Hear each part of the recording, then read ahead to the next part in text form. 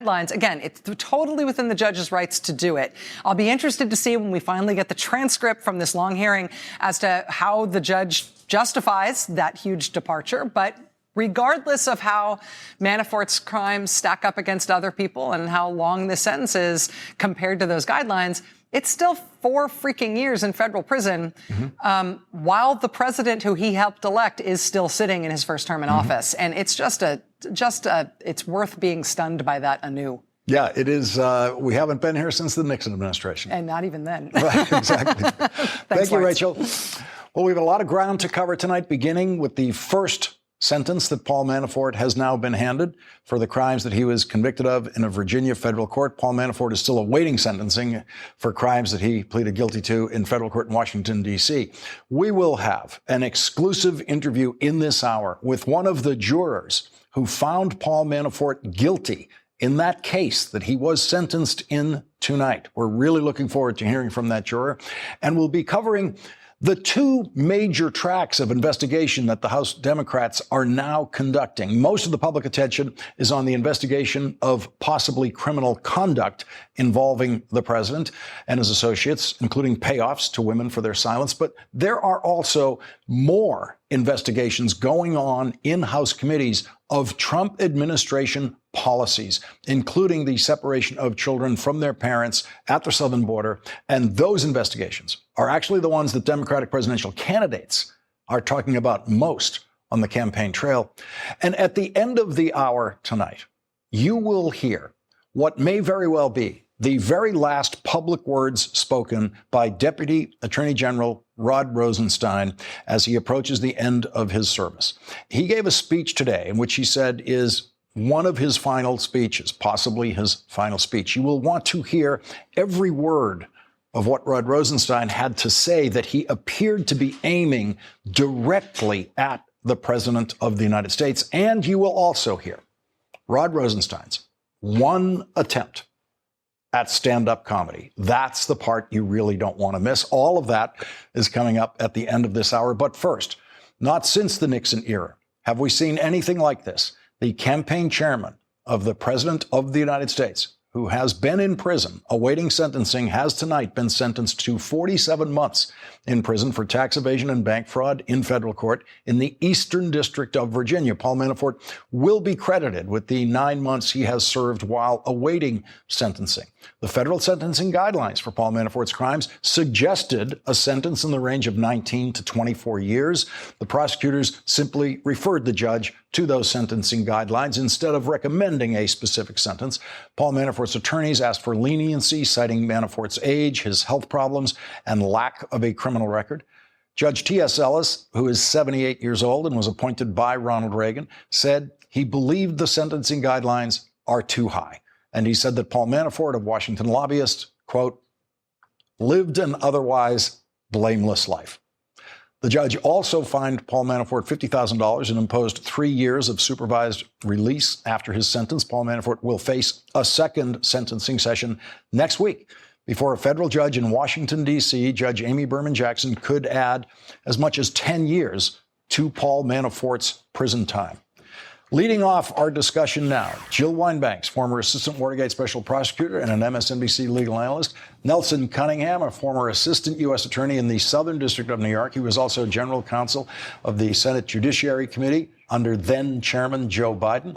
And also with us, Ron Klain, former senior advisor to Joe Biden and President Obama and a former chief counsel to the Senate Judiciary Committee. Mika Oyang is with us. She is a former staff member for the House Intelligence Committee. And Jill, let me just start with you, since this does take us back to the Nixon era. We all remember John Mitchell, who was Richard Nixon's first presidential campaign manager in the 1968 campaign, became the president's attorney general. He ended up going off to prison for his service to Richard Nixon. But you have to go back that far to find something like what we're reporting on tonight. Well, he went to prison, actually. He only served about 18 months. He was eligible for up to 30 years and got something like 2.5 to 8 years.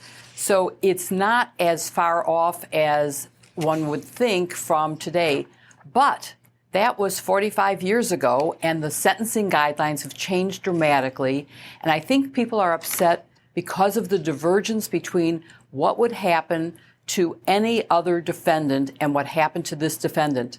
His privilege and his wealth clearly made a difference in the sentencing, and his crimes are quite serious. And they were a cumulative set of crimes for which he was eligible, rightly so, for quite a long sentence. I think the leniency is something that will hurt in terms of deterrence of future criminals, but also just shows the lack of equity in our justice system. That's something that we really need to focus on, is to get the sentencing right. The guidelines are only advisory, so the judge is quite free to ignore them, and he clearly did. But he also interfered in the trial. Let's not forget all of the comments he made attacking the prosecution during this trial. He clearly affected the outcome of the trial, and now he's had the last word in terms of sentencing, saying, I'm not going to pay any attention to how serious you think this was, prosecutors. That's not what I think. Well, Nelson Cunningham, it isn't actually the last word for Paul Manafort. It's the last word in this particular case. Paul Manafort has another judge in another federal district in D.C. Next week. First, your reaction as a former federal prosecutor to this sentence tonight. It was a stunning downward departure. It's what we've heard all night long. When the sentencing guidelines, which are designed to be objective, give everyone a sense of what most people would consider fair based on the crime, the amount taken, the repeat conduct, any signs of regret or contrition, a huge downward departure from 20 plus years to less than 4 years. But it's not the last word. And what is the sentence you think would be reasonable on the basis of this evidence in this case? Close to 20 years. I mean, this is a man who the evidence at trial showed over a period of years hid his income, cheated on his taxes, urged his colleagues to lie about cheating on his taxes, defrauded banks to get more money, to get mortgages. It was on and on and on and on. It was not just one crime. It was a whole series of crimes related to, honestly, cheating everybody else so that he could keep more money for himself. If you sentence someone of this age to, let's say, close to 10 years, you're pretty much eliminating the possibility that he's going to do this again, because he's going to be 80 years old by the time he gets out. If you go for a longer sentence than that, is the rationale for it deterrence for others who are out there now? That's certainly one of them. Look, it's not just deterrence, it's punishment. Mm-hmm. We're going to punish you for doing what you did over a period of years, repeatedly and intentionally and consciously. And it's deterrence, making sure that other people understand exactly how important this crime is and how important it is that you be sentenced justly. I have to imagine one of the people who's looking carefully at the sentencing today is the man sitting in the White House. And he's saying to himself, Paul Manafort led an otherwise blameless life. I think we're going to be hearing that again if President Trump ever decides to use one of his other constitutional powers in connection with Paul Manafort. As the judge said, he led an otherwise blameless life. Ron Clay, I think we now have the title of Donald Trump's next memoir, Otherwise Blameless Life. To hear any Washington lobbyist described as having lived an otherwise blameless life is a first for me. Those are words I personally would be very uncomfortable applying to a lifetime Washington lobbyist. True, and obviously untrue about Paul Manafort. I mean, look, he is about to get sentenced in another criminal case next week. Yeah. So to suggest this is an otherwise blameless life ignores the fact that he was convicted of other crimes, pled guilty to other crimes for which he'll be sentenced. And the sentence is, I think, ridiculously short. I mean, because of his shenanigans, America has been sentenced to 48 months of Donald Trump as president. It seems like 47 months for Manafort in jail seems like a very light sentence for that. And I do think Jill's core point here really is the most serious one, which is, you know, this just illustrates again that we have two systems of justice in this country. Paul Manafort engaged in $55 million in tax fraud. There are poor African Americans in jail tonight much longer than Manafort's sentence, who stole $55 or $155 from a 7-Eleven or committed some kind of nonviolent crime, even some drug offense. It's just hard to give people confidence in our criminal justice system when a crime of this nature gets such a short sentence compared to the sentences that poor people, people of color, get every day in our court system. Congressman Alexandria Ocasio-Cortez tweeted just moments before the show, Paul Manafort getting such little jail time for such serious crimes lays out for the world how it's almost impossible for rich people to go to jail for the same amount of time as someone who is lower income in our current broken system. Justice isn't blind, it's bought. Mika Oyag, your reaction to the Paul Manafort sentence tonight? Yeah, I think that it really shows that you've got someone here who has a real pattern of deceptiveness and cheating the American people. The length of the sentence, I think, is really troubling, given how short it is. But I have to keep in mind that there are many other crimes, and I think that there are probably more crimes that haven't even been charged yet, either under New York state law, under Virginia state law, and we don't know everything that Mueller knows about Paul Manafort. So this is certainly not his last day in court. I want to read Professor Lawrence Tribe's tweet. A constitutional law professor at Harvard Law School has argued many cases in front of the Supreme Court. He wrote tonight, Judge Ellis's assessment that Manafort led an otherwise blameless life was proof that he's unfit to serve on the federal bench. I've rarely been more disgusted by a judge's transparently preferential treatment to a rich white guy who betrayed the law and the nation. Jill, that goes to your point. I think Professor Tribe is taking notice of all of the comments that the judge made in the course of this trial, many of them outside of the hearing of the jury, in bench conferences, basically, that seemed very favorable to Paul Manafort and highly skeptical of everything about the prosecution. Absolutely. He demeaned the prosecution and the prosecutors. He accused one of, you're crying in my courtroom. Look at me when you talk to me. He made fun of the introduction of the ostrich jacket. He did a lot of things that undermined the case and no doubt led to possibly to the fact that he wasn't convicted on all the counts. I'll be looking forward to hearing from the juror. And so it was a bad thing. He does have a history of being very favorable to white-collar criminals and going very easy on them. But I agree with what everybody has said. The sentencing guidelines called for much more, and if we're going to have an equitable system, we need to use the sentencing guidelines so that everybody feels that they are standing before a blind justice and have the same chance as anyone else for a fair trial and a fair sentencing.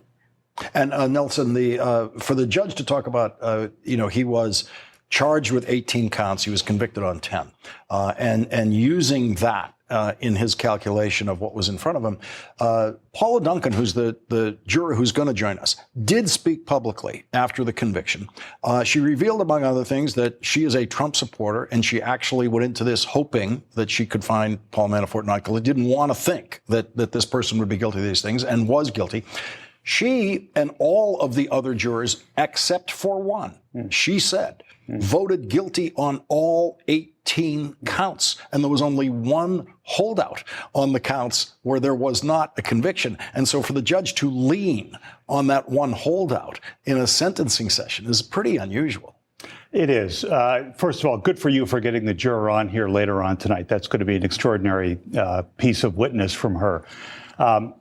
Any prosecutor has found jurors who, for one reason or another, couldn't agree with the other 11 on the jury. And it happens, and every prosecutor deals with it. It's frustrating. You gnash your teeth. You feel that you've wasted your time in court because you might have to go ahead and do it again. What the judge is forgetting here is that, yes, Manafort was not convicted on those other counts, but it was only as a result of his offer to plead guilty to the D.C. charges that Robert Mueller said, I will not re-prosecute you on those remaining charges. Mueller had every right to go back to court and to prosecute him on those remaining charges. In the next trial, do we think the 12 jurors would have agreed with the first 11 in the first trial? Probably. Manafort got away from being tried on those cases by saying, I will cooperate with you, Mr. Mueller. And then, of course, he cooperated for a period of time and then walked away from that cooperation and broke his cooperation agreement. So he's already gotten a benefit from that, which is that Mueller declined to re-prosecute him for those crimes. Yeah. And Ron Klain, I've seen a lot of sentencings. One thing I've never seen is leniency in sentencing with a defendant who does not express regret and say, I'm sorry. And the judge in issuing a lenient sentence noted that he was surprised that Paul Manafort did not express regret and say he was sorry for everything he'd done. Yeah, I mean, Lawrence, I think that's the thing. There are obviously cases where judges depart downward from the guidelines. That's why they have discretion to do it. There are usually cases where a defendant expresses regret and remorse and shows that he's a changed person. Paul Manafort, just the opposite. He's defiant. There are cases perhaps where the defendant cooperates with prosecution. Here, Paul Manafort started to do that and then began to lie to the prosecutors. I mean, there's just no rationale, no explanation for this downward departure. And and so I think that it's very hard to look at this proceeding and say it was on the level with regard to Paul Manafort. Now, he will face, a day in court next week. He will face justice there. And as Mickey suggested earlier, there may be other cases, other proceedings, other ways to make Mr. Manafort accountable for what he did. But he escaped quite lightly today in Judge Ellis's courtroom. Congresswoman Jackie Speier of the House Oversight Committee tweeted tonight, Manafort's sentencing is a gross injustice, ignoring sentencing parameters and claiming Manafort led a life otherwise blameless. Suggests Judge Ellis is patently ignorant of the basic facts of the case and angling for a presidential judicial appointment. I'm not sure what he could be angling for, Mika, at age 78, but there's congressional reaction building. What do you think is the possible future of Paul Manafort as a subpoenaed witness in congressional hearings? I think it's very likely he has a lot of light to shed on what exactly was going on in the Trump campaign, specifically with their dealings with the Russians, what his dealings were with Konstantin Klimnik, who is a Russian intelligence officer. You know that the House Intelligence Committee, at a minimum, wants to talk to him about these things. And his refusal to obey a congressional subpoena could wind him back in jail as well. And Nelson, if Paul Manafort is subpoenaed in front of congressional committees for testimony, does he have any Fifth Amendment rights left at that point? Not for any crimes for which he's already been punished. Mm-hmm. For new crimes that he might admit to, he would have an existing Fifth Amendment claim. But at that point, what you might well see is you'll see the Intelligence Committee go and ask for a grant of immunity for him, for any testimony he gave. And because he's already serving time, he's already in jail, my guess is that the Justice Department would go along with that grant of immunity. And so it would effectively bar him from pleading the Fifth. And so, Jill, this sets up Paul Manafort now to, after his sentencing next week, to possibly be a very significant witness in Congress. Let's listen, first of all, before we get to this, of what the president said about the possibility of pardoning Paul Manafort. I don't talk about that now. I don't talk about that. I think the whole Manafort trial is very sad. When you look at what's going on there, I think it's a very sad day for our country. He worked for me for a very short period of time, but you know what? He happens to be a very good person. And I think it's very sad what they've done to Paul Manafort. Thank you very much. And Jill, so that was right after Paul Manafort's conviction, the president being asked about pardon.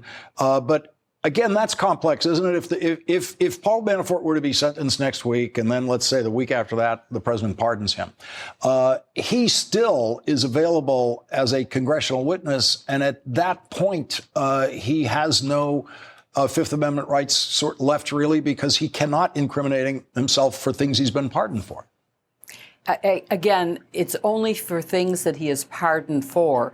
So if he's going to be asked about some of the Russian conspiracy charges that he hasn't been charged with, he does still have a Fifth Amendment as to those, unless the president pardons him for all potential crimes that he has committed in the past.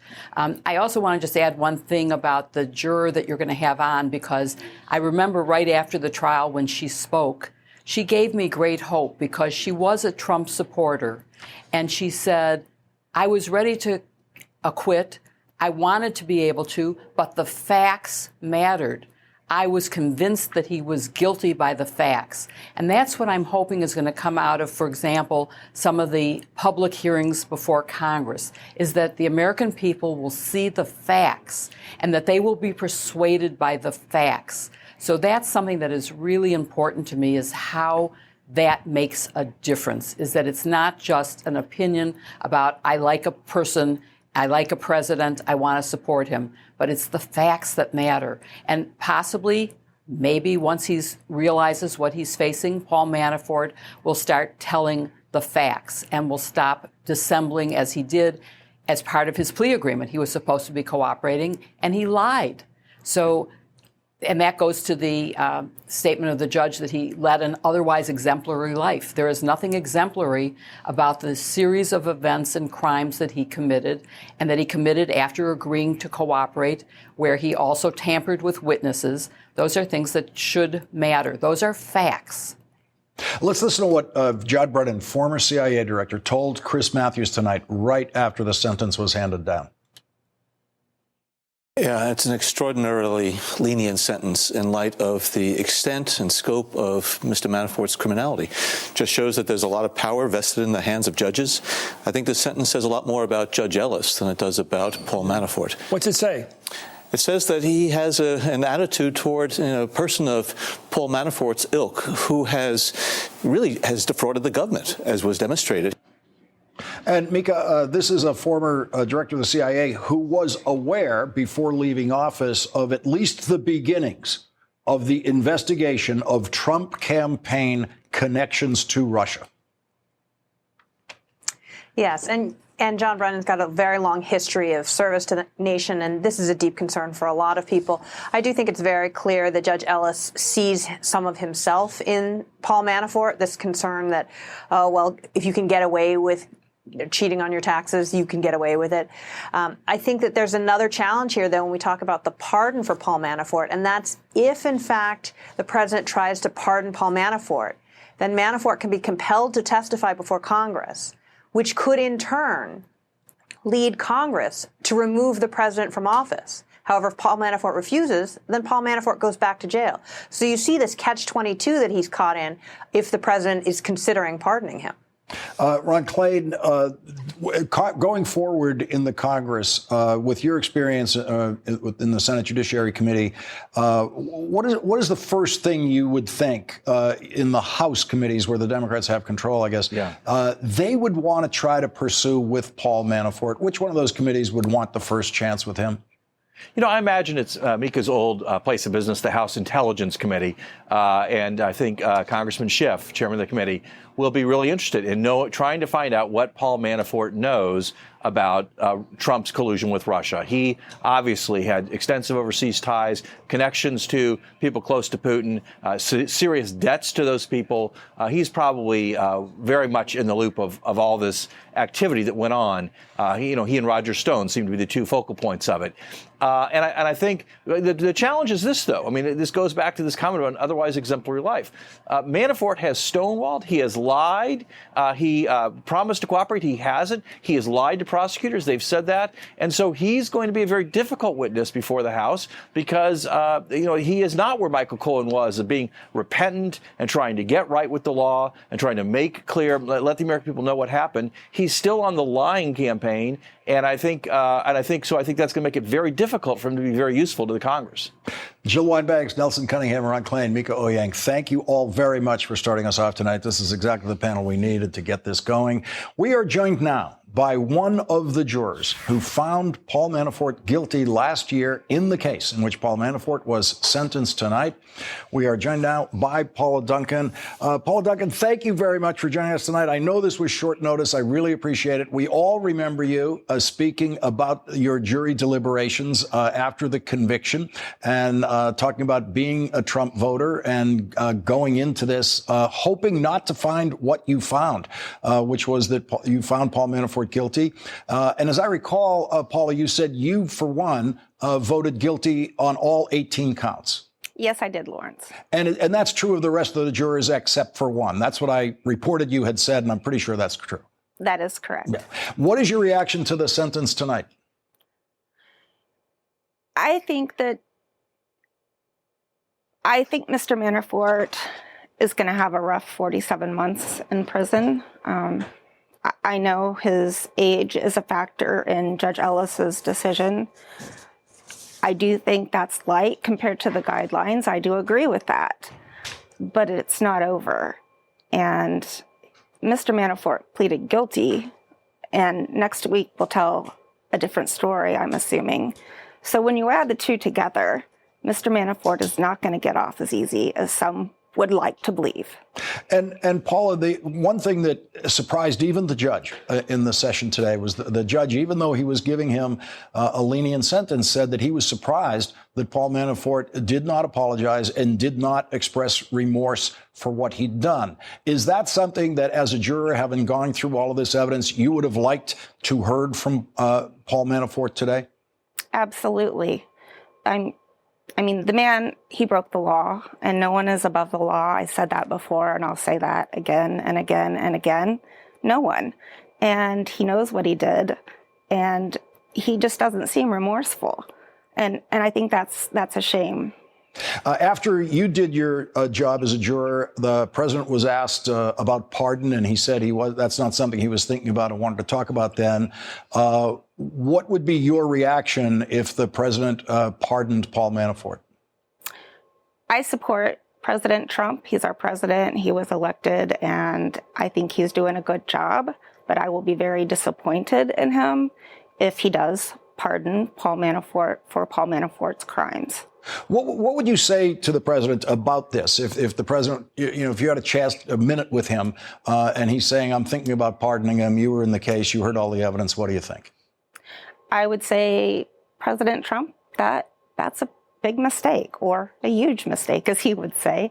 That would send a bad message to other people, and it would make President Trump look bad too. Paul Manafort needs to pay the price for what he did. And the fact that the judge said that Paul Manafort lived an otherwise blameless life, even while he's waiting for sentencing in another case, literally next week in Washington, D.C., was that as surprising to hear from the judge today? Judge Ellis, I know a lot of people are saying that Judge Ellis is too lenient and that he influenced the case. And I completely disagree, because we all but one would have charged Paul Manafort as guilty on all 18 counts. So Judge Ellis didn't influence our decision. He, however, does have the right to sentence as he sees fit, and that's what he did. Would it surprise you, and I actually have no idea what the answer to this is, but would it surprise you if there was a survey of Judge Ellis's sentencing going back the last 20 years or so, and find that this is way out of line with what the judge has issued in similar cases, or even much less serious cases? It would disappoint me, for sure. And Paula, now that you're here, I just want to ask you just a couple more reactions about things you've learned about this world surrounding Paul Manafort, the Trump campaign. Michael Cohen was part of all of that, active in the campaign. He was a Republican Party official during the campaign. Just last week, he testified in court about the president, his longtime friend prior to testifying. What was your reaction to hearing Michael Cohen testify about the president last week? Sad, and it makes me sad that our nation is so deeply divided. I voted for Trump. I will vote for Trump again because I do think he is doing some good things. That doesn't mean that I approve of everything President Trump does or says. I don't have to. I don't think there's any perfect person. And I just wish we could come together, let him finish his term, do the good that he can do, and get past this. The Russian collusion thing, when I voted, I don't know about you, Lawrence, but when I voted, there weren't any Russians at the polls. And I feel like Americans, like me, voted without any influence. And that's how Trump was elected. So yeah, as far as Cohen, being friends with Trump and changing his tune, no one's all good. We're all bad. But it makes me sad to see this go on and on and on and affect our country in such a negative way. Paula, let me just put you back in the juror's chair, hypothetically, just for a second, on Michael Cohen. Now, there was no jury because he pleaded guilty. Right. But one thing he pleaded guilty to was that Donald Trump directed him and conspired with him to commit campaign finance crimes in funneling payoff money to Stormy Daniels to keep her quiet. Michael Cohen testified about that under oath last week in the House of Representatives, laid that out very specifically, showed the checks with Donald Trump's signature on it, repaying Michael Cohen, he says, for the money he paid to Stormy Daniels.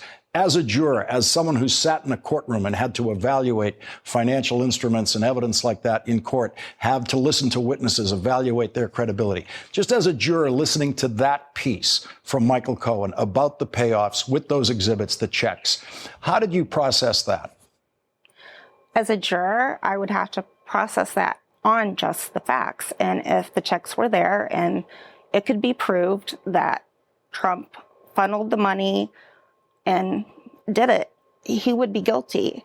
It's a matter of right and wrong, yes and no.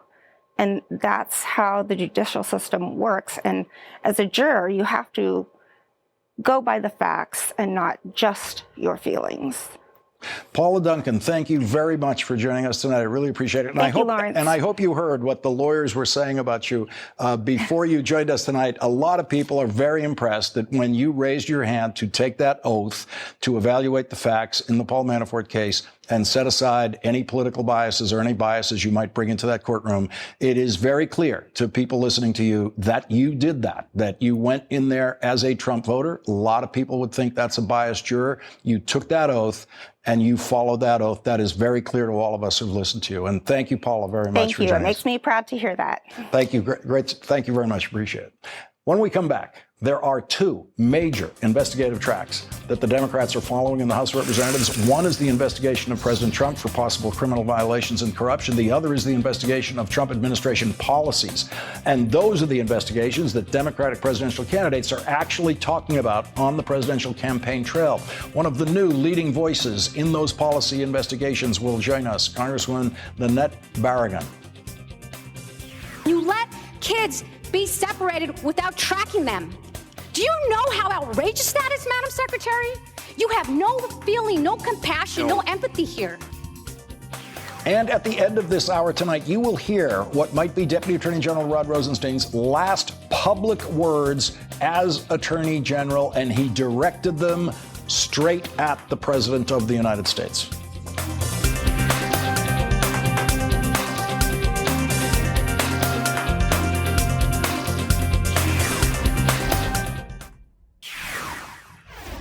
House Democrats are running two major tracks of investigation. The one that gets most of the attention is the investigation into possible criminal conduct by the president himself and his family members and associates. The other track involves even more committees investigating the governing policies of the Trump administration.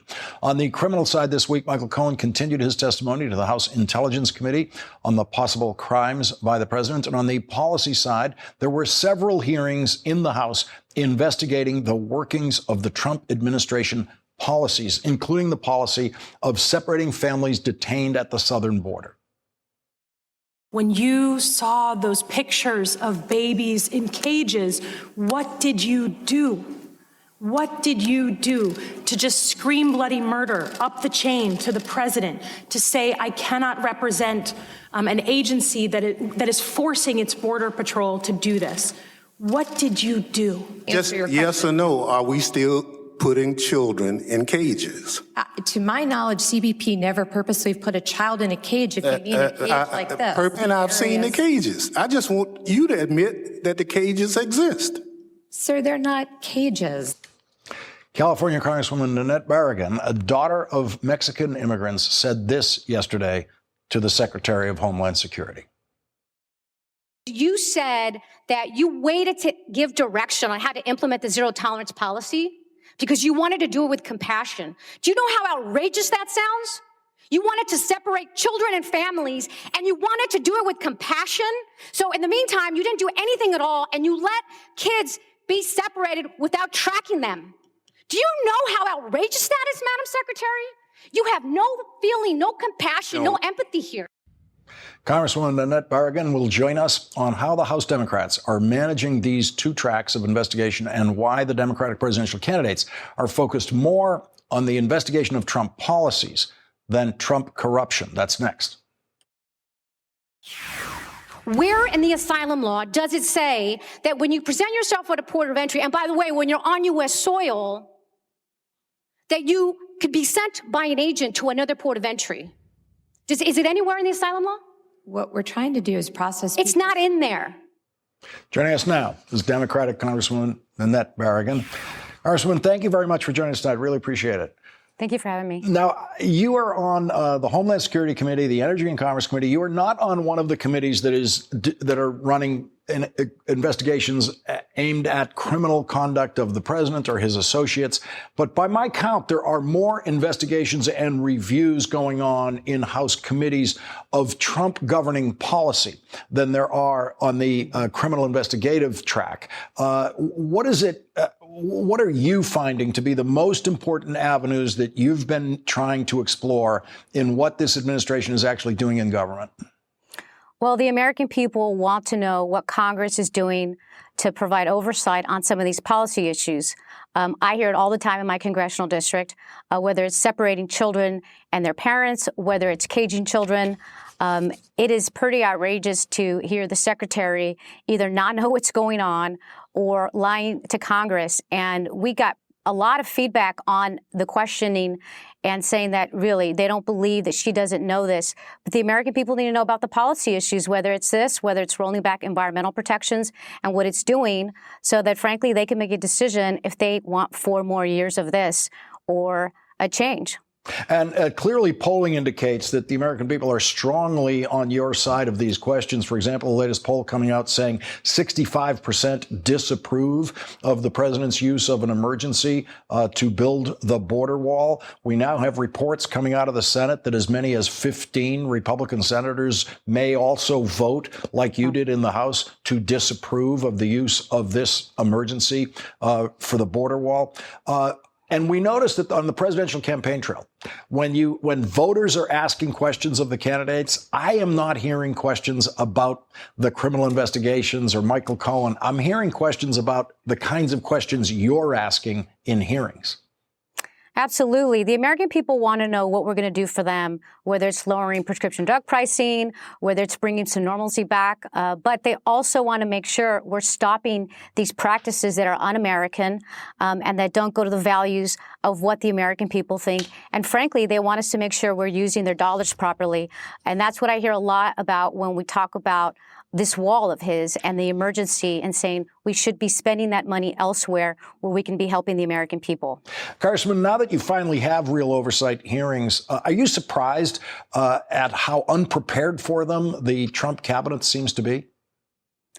I am quite surprised because the secretary has been before our committee before. We did get a call from her folks before the hearing, I think, to try to get a sense of what we were going to ask about. I wasn't at that time prepared to discuss that. But I was quite surprised at how unprepared she was. Either that or, frankly, because she was under oath, she was worried about being straight with us. And I think there's more to that than her being unprepared. I don't think the administration and this secretary wants the American people to know what is going on and what they're doing.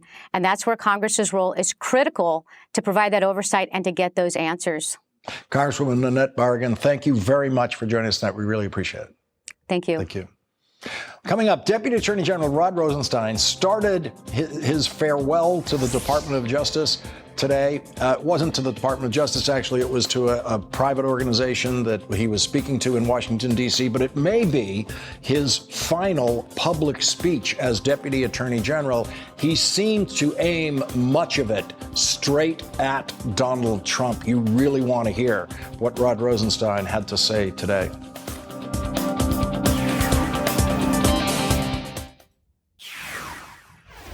Here's something you don't see every day. The Deputy Attorney General of the United States of America telling a joke.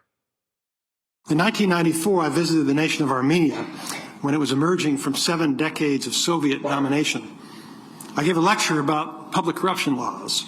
When I finished, a student raised his hand. He asked, "If you can't pay bribes in America, how do you get electricity?" What do you think, Netflix? Rod Rosenstein, stand-up comedy special? He's available.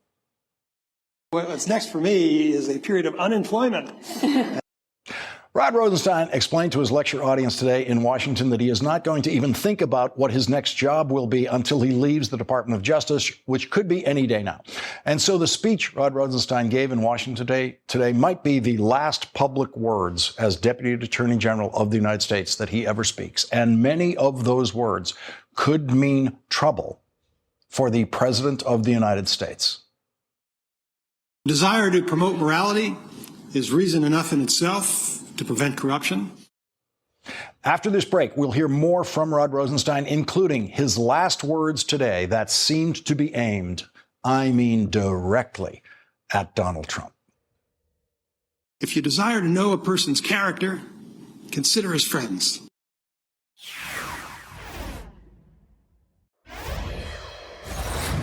Fighting corruption and creating a fair opportunity for honest American citizens who work hard and play by the rules, that is why I came here in the first place.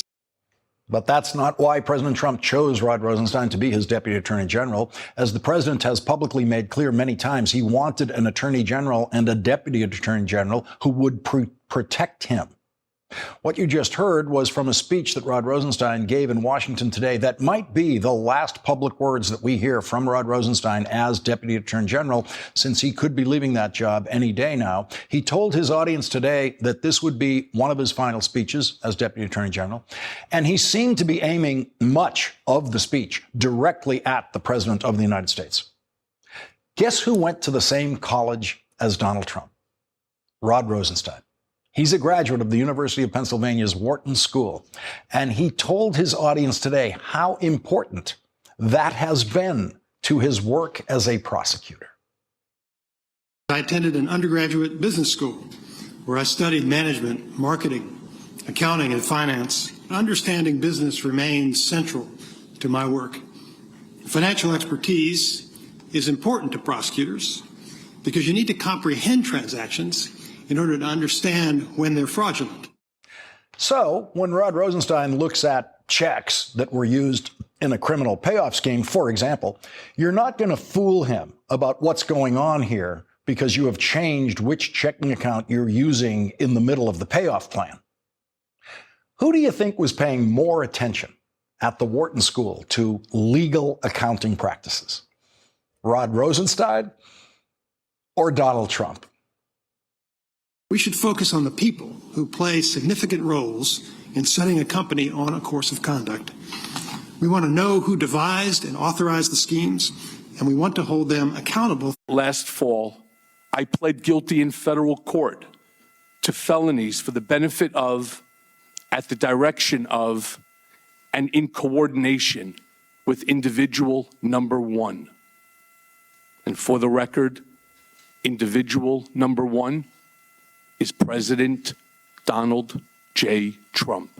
The most effective deterrent to corporate wrongdoing is to identify the people who commit crimes and to send them to prison. Rod Rosenstein supervised the federal prosecution of Michael Cohen in New York City, in which the prosecutors, supervised by Rod Rosenstein, said that Donald Trump directed Michael Cohen to commit those crimes and committed those crimes with Michael Cohen. Rod Rosenstein just said, if you do that, you should be sent to prison. And here is how Rod Rosenstein ended what may be his final speech as Deputy Attorney General. I want to leave you with the wisdom of an ancient proverb. If you desire to know a person's character, consider his friends. Paul Manafort, chairman of the Trump presidential campaign, found guilty and sentenced to 47 months in federal prison and awaiting sentencing in another federal case where he pleaded guilty. Rick Gates, deputy chairman of the Trump presidential campaign, pleaded